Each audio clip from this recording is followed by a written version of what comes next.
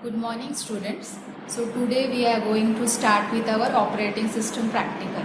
So as I have already given you the list of practicals, the first practical is installation and configuration of Linux. Okay. So in that two parts are there. First we have to create a bootable pen drive. So I have already created a video how to create a bootable pen drive, and the second part is the actual installation of Linux. So for installation, I have used the Ubuntu as our operating system. Okay. So those who have not seen that video of creating bootable pen drive, so please watch it first, and in the second part we will directly use that bootable pen drive to start our installation. So let us begin how to install the operating system.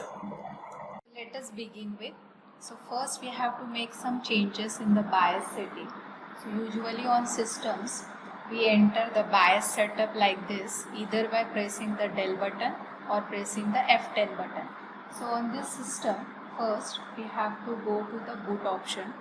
See, on different system this boot setup may appear different ways depending on the which BIOS is used on that particular system. So here, as you can see, if we are going to use a bootable pen drive for installation, first you have to set the first boot device. Now since we are using the USB pen drive as our operating system installer, we have to set here the removable. Okay, so press enter and accept this. So this is the first change that we have to make in the BIOS, so that whenever we insert the bootable pen drive, it will start the installation of operating system. So after making these changes, save this and exit and press Y. So the next time when the system starts, press F9 for loading the boot menu, and here as you can see, here HP pen drive is detected, since that is my bootable pen drive. Okay, so I have to select this option and press enter. Now since I have already created this bootable pen drive, so my installation of Ubuntu will start hence onwards. Okay, now on certain systems this installation process is little faster, as it depends on the which type of processor you are using, how much RAM you are having on the system, and such details regarding the installation. So on some systems, if the processor is slow and RAM is less, then it may take a while for installation. So let us wait till the screen moves forward.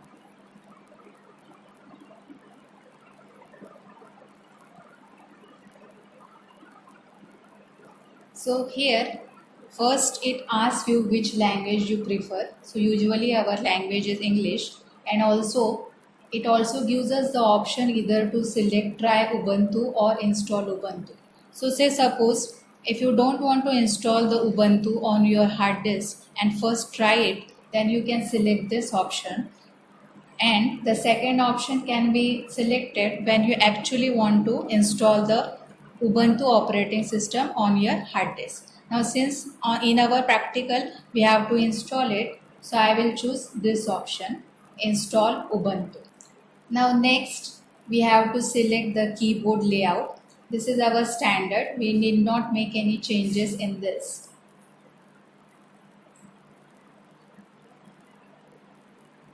Okay, then next it asks whether you want normal installation or minimal installation. For our purpose we will be using the normal installation. Most of the times we have to keep the default settings, we need not make any changes. So now on this particular system I want to install only Ubuntu, hence I will select the second option, erase disk and install Ubuntu, and I will click on install now.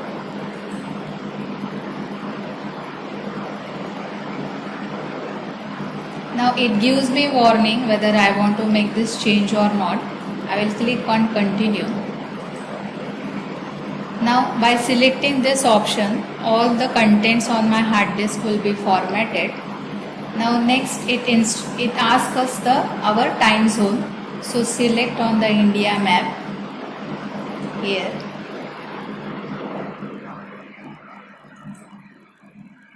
It selects Kolkata, then press on continue.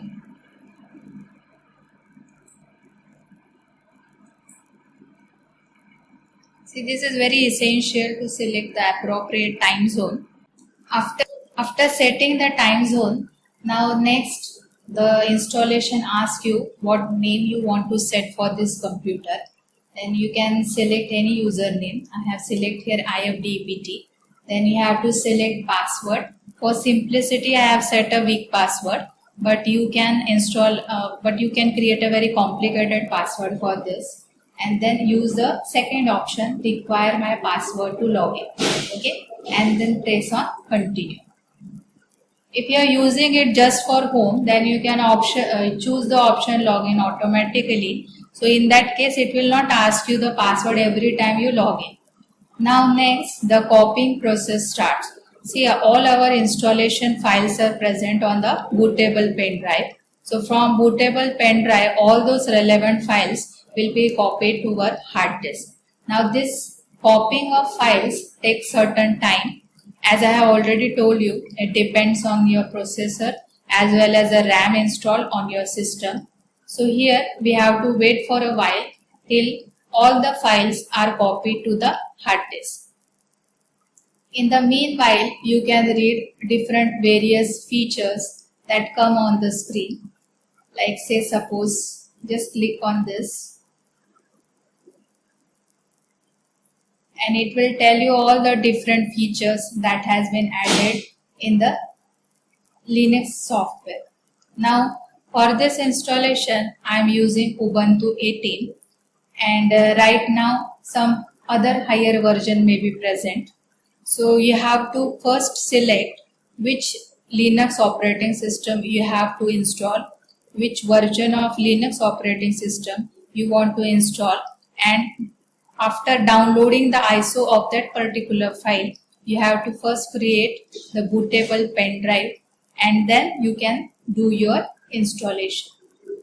So like Windows, Ubuntu also has lots of applications, and the beautiful part of that is most of the applications are free, like GIMP, Rhythm Player, then LibreOffice.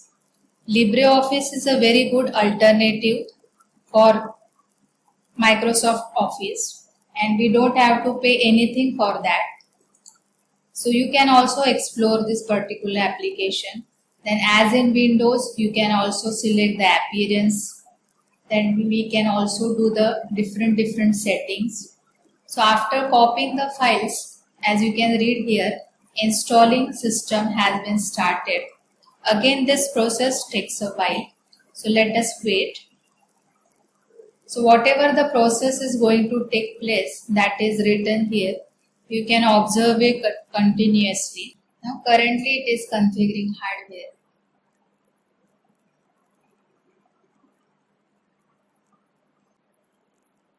So now installation is complete and we need to restart the computer in order to use the new installation.